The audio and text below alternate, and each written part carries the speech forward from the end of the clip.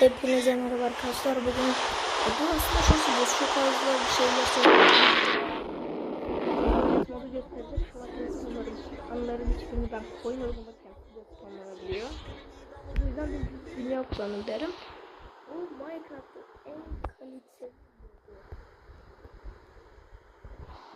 en kaliteli bir tuvalet modu.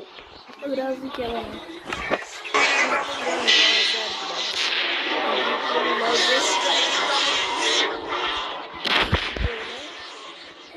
Astro Special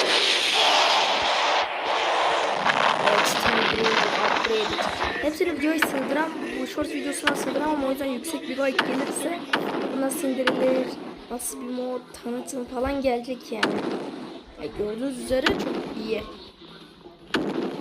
Hem de YouTube'dan indirmiyoruz. Goja Drive var ya, kısacası Goja Drive'ın modu ama Goja Drive'dan indirmiyoruz. Ekranı ben bu arada şey yapmıyorum. Neyse hepsini bu videoyu isterim ama o yüzden yüksek like gelirse göstereceğim.